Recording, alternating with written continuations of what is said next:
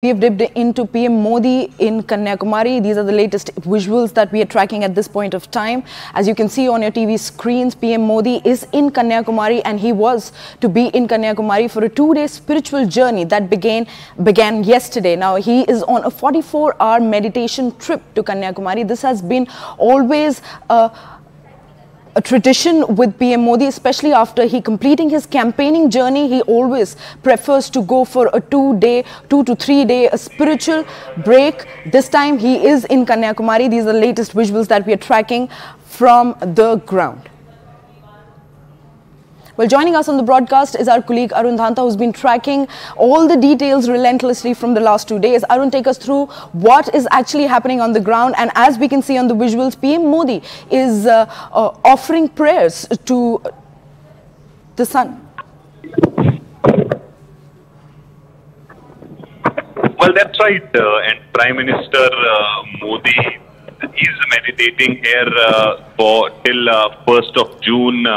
In the afternoon, he will only go back to Delhi. But of course, Prime Minister Modi's visit to Kanyakumari and to Swami Vivekananda Rock Memorial is very significant. Not because that he has any political significance behind this, but the personal connect that he has with Swami Vivekananda, and the visuals and the photographs that we see is part of that meditation retreat of Prime Minister Modi here at Swami Vivekananda Rock. Remember, this is the same place from where Swami Vivekananda attained enlightenment, and Prime Minister Modi can be seen in the photographs and the visuals that how he is meditating here at this spot, at the same spot where a goddess Parvati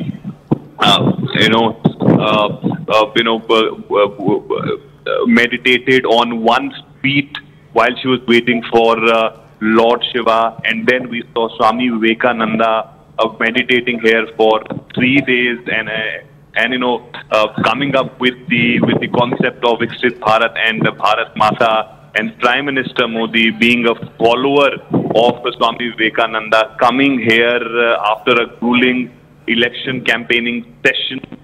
He is meditating here. He will be meditating here for 45 hours before he goes back to Delhi. So Prime Minister Modi's personal connect with Swami Vivekananda is very significant, and he's been speaking about it at multiple forums. And also importantly, Prime Minister Modi has been showing his religious side not only in 2024, even in 2019 when he visited Kedarnath temple. He was in a Agyatwas there also for 15 hours. The cave which he had chosen, he was there in that cave for the entire night. And that too at that time when the temperature was in minus in that specific area of Kedarnath where he was in Agyatwas. And now in 2024, after addressing more than 206 rallies and roadshows, Prime Minister Modi here at his icons memorial and meditating for 45 hours non-stop. Right, Arun. Indeed, the entire trip and this visit to Kanyakumari holds a lot of cultural and religious significance, but also help us understand what are the planned or specific activities for the meditation period at the Vivekananda Rock Memorial.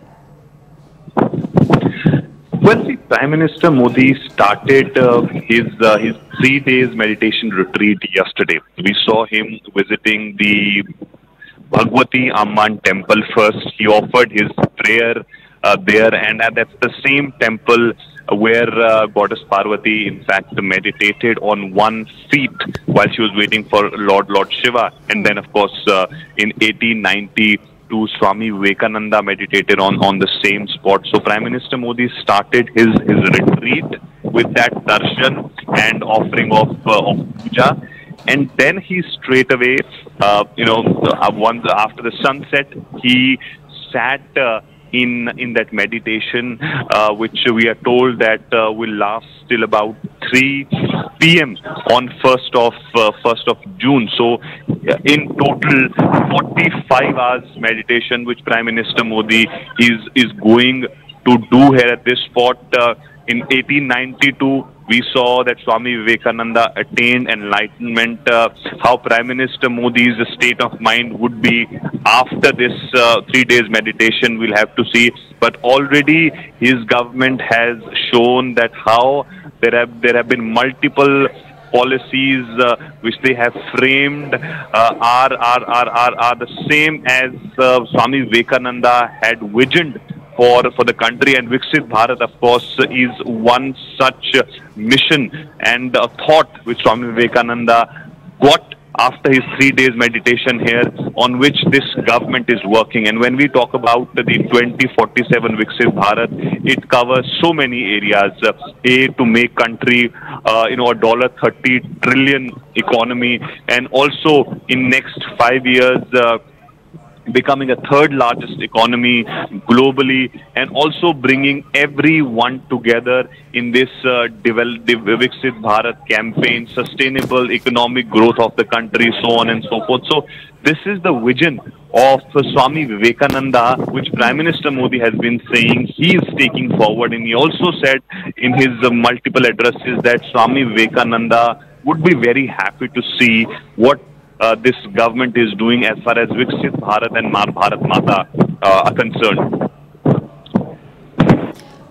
Right, Arun. Taking us through all the details and historical significance of this entire visit, help us also understand what is the sentiment on the ground, especially when it comes to people of Tamil Nadu. How are they actually reacting to PM Modi's this visit and this spiritual journey?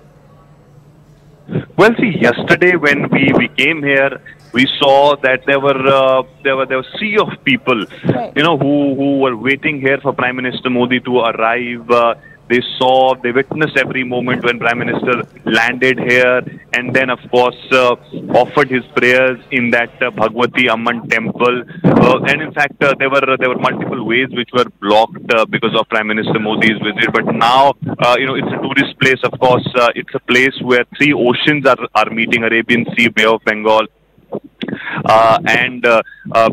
So the 3 oceans are meeting at this place. So it's a tourist place. People come here. Now Prime Minister Modi is inside the Swami Vivekananda Memorial. And also, of course, importantly, the political significance of this visit is something which is very interesting. The message which Prime Minister Modi is giving, that his love for South India and for Tamil Nadu is not something which is related to the elections only, as many opposition parties have been alleging this, that whenever there are elections, Prime Minister Modi talk about South and visit different parts of the South. So when Lok Sabha elections are over in Tamil Nadu, there is no polling which will take place here. He is still coming here for 3 days. So that's the first message which he's giving out through this, that for him, it's not election, it's the sentiments, it's the feel that he has for a place.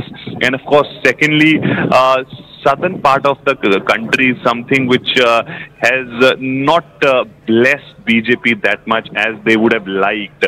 Beyond Karnataka and Telangana, they have not been able to fetch good results. So this time around, perhaps they've been very upbeat about the campaign which they did in Tamil Nadu and Kerala. They're expecting that on the 4th of June, there will be some positive light for them. So, but we'll have to see what they are going to achieve in this Lok Sabha elections in Tamil Nadu and Kerala.